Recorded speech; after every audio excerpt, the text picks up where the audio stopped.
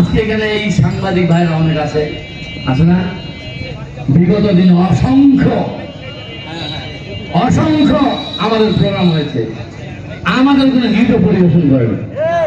আমি ওদের বিরুদ্ধে বলি না, এদের মধ্যেও গ্রুপিং আছে, অনেকেই সাংবাদিক আছে, তারা আবার এইটা ব্যানার ব্যবহার করে, তারাও আবার অপকর্মের সঙ্গে জড়িত আছে।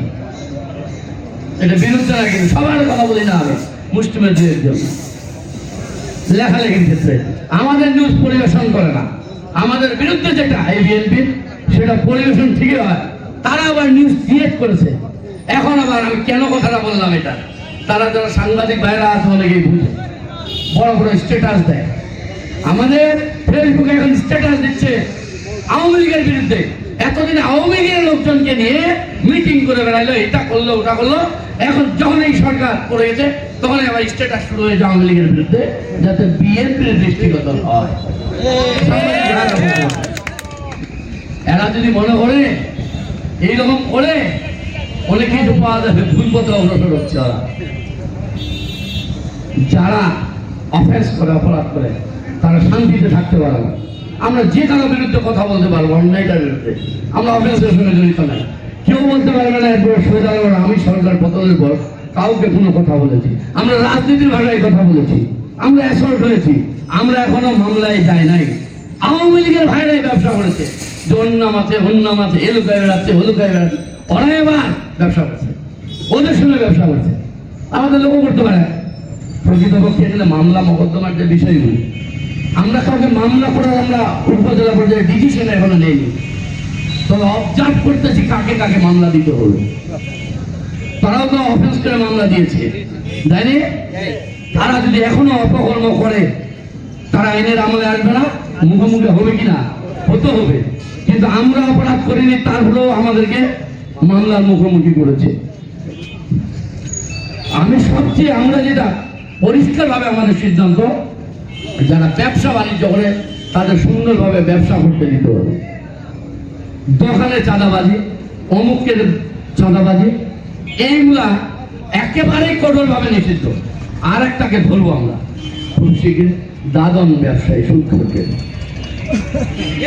এদের জানটা রাখবো না আমরা। তারা অনেক লোককে জ্বালাইতে পারে রেখেছে, 25-30 জন সুদখোর আছে, এদেরকে ধরতে হলো এবং আপনাদের সহযোগিতা লাগবে এগুলাতে। আপনারা খালি আমাদের সঙ্গে থাকবেন। আমাদের অনেকে ছোট মোটো ক্রাইম করতে পারে অজান্তে, আমাদের অজান্তে, কিন্তু আমরা দুজন ক্রাইম করবো না, আমাদের প্রয়োজনও নেই। আমরা আরামে আছি, মানুষের বাড়িতে ঘুমাতে যেতে হয় না, এটাই আমাদের ফ্যামিলিটার মধ্যে থাকতে পারতেছি, এটাই আমাদের বড় পাওয়া। এই সময়ে এই অবদানটা কার? এই যে ছাত্ররা ছিল, এদের কিন্তু এরা প্রাণ দিয়েছে। আমরা অনেক আন্দোলন করেছি, বিএনপি পারি নাই, কিন্তু তারা কিন্তু তাদের পতন ঘটাইছে। তারা কি অন্যায় করে ছাত্ররা? এই জন্য আমাদেরকে করা উচিত না। বালিয়াডাঙ্গি উপজেলার যতগুলা বেসরকারি সরকারি কমিটি আছে, বেসরকারি স্কুলগুলা, ওই ইউনিয়ন ফান্ডের সভাপতি, ওইটা কেউ নতুন কোন সভাপতি থাকতে পারবে না। এগুলাতে শিক্ষা প্রতিষ্ঠানগুলাতে এটা ব্যাপক দুর্নীতি হয়েছে এগুলাতে। আমি ওই দিকে যেতে চাই না।